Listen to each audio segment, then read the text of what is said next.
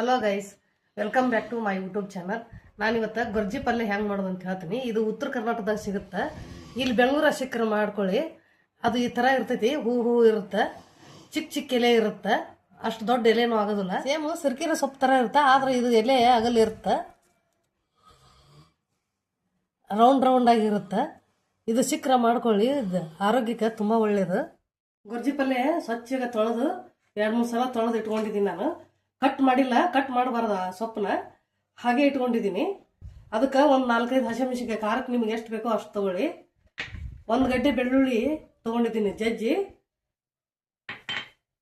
1 spoon ಅಷ್ಟು ಜೀರಿಗೆ ತೊಗೊಂಡಿದ್ದೀನಿ.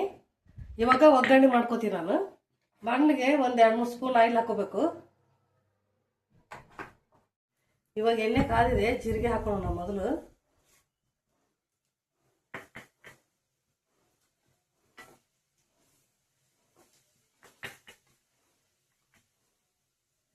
ಜೀರಿಗೆ ಕೆಂಪಾದ್ಮೇಲೆ ಬೆಳ್ಳುಳ್ಳಿ ಹಾಕೊಂತೀನಿ. ಇದಕ್ಕೆ ಬೆಳ್ಳುಳ್ಳಿನೇ ಮೇನು. ನಿಮಗೆ ಬೆಳ್ಳುಳ್ಳಿ ಬೇಡ ಅಂದ್ರೆ ಈರುಳ್ಳಿ ಹಾಕೊಳ್ಳಿ. ಈರುಳ್ಳಿ ಹಾಕೊಂಡ್ರೆ ನೀರು ಬಿಡುತ್ತೆ ಸೊಪ್ಪು.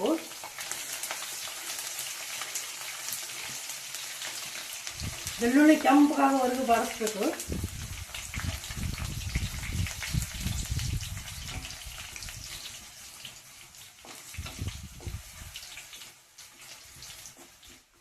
ಇವಾಗ ಹಸಿಮೆಣಸಿನಕಾಯಿ ಹಾಕೋತೀನಿ. ನಿಮಗೆ ಖಾರಕ್ಕೆ ಎಷ್ಟು ಬೇಕೋ ಅಷ್ಟು ತಕೊಳ್ಳಿ.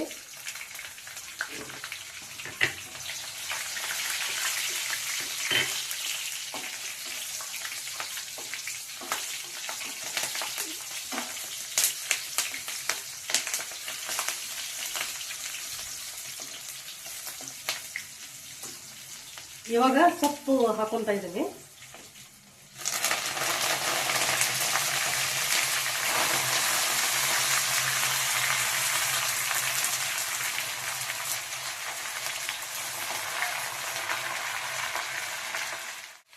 ಸೊಪ್ಪು ಇಷ್ಟು ಅನ್ಸುತ್ತೆ, ಬಡಿಸಿದ ಮೇಲೆ ಸ್ವಲ್ಪ ಆಗಿಬಿಡುತ್ತೆ.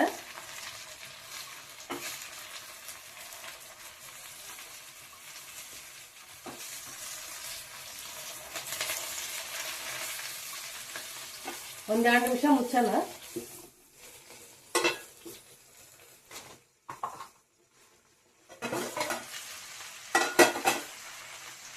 ನೋಡಿ, ಸೊಪ್ಪೆಲ್ಲ ಒಳಗಡೆ ಹೋಗಿದೆ. ಇವಾಗ ಉಪ್ಪು ಹಾಕೊಂತೀನಿ, ನಾನು ರುಚಿಗೆ ಎಷ್ಟು ಬೇಕಷ್ಟು.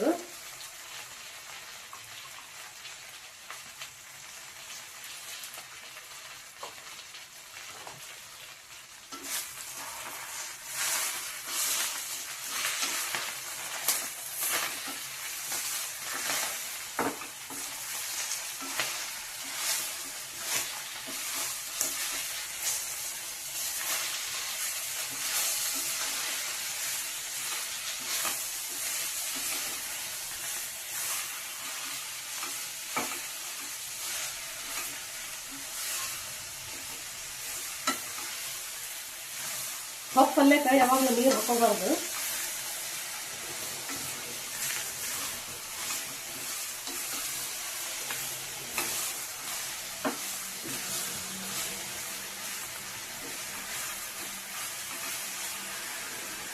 ಇದು ಇನ್ನೂ ಆಗಿಲ್ಲ. ಇವಾಗ ಮುಚ್ಚಿ ಇನ್ನೊಂದು ಸ್ವಲ್ಪ ಹೊತ್ತು ಬೇಯಿಸೋಣ.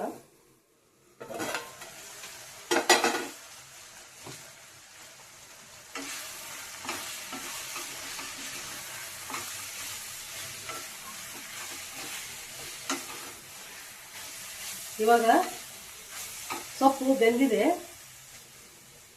ಈ ರೀತಿ ನೋಡ್ಕೋಬೇಕು. ಸೊಪ್ಪು ಹಿಂಗತೆ ಮೆತ್ತಗಾಗಿದ್ರೆ ಪಲ್ಯ ರೆಡಿ ಆಗಿರುತ್ತೆ. ಇವಾಗ ಸೊಪ್ಪು ಪಲ್ಯ ರೆಡಿ ಆಗಿದೆ. ನೀವು ಬೇಕಂದ್ರೆ ಶೇಂಗಾ ಪೌಡ್ರ್ ಹಾಕೊಳ್ಳಿ, ಕಾಯಿ ತುರಿ ಬೇಕಾದ್ರೂ ಹಾಕೊಳ್ಳಿ. ನಾ ಏನೂ ಹಾಕ್ತಾ ಇಲ್ಲ, ಸಿಂಪಲ್ ಆಗಿ ತೋರಿಸ್ತಾ ಇದ್ದೀನಿ. ಇಷ್ಟ ಆದರೆ ಲೈಕ್ ಮಾಡಿ, ಶೇರ್ ಮಾಡಿ, ಸಬ್ಸ್ಕ್ರೈಬ್ ಆಗಿ.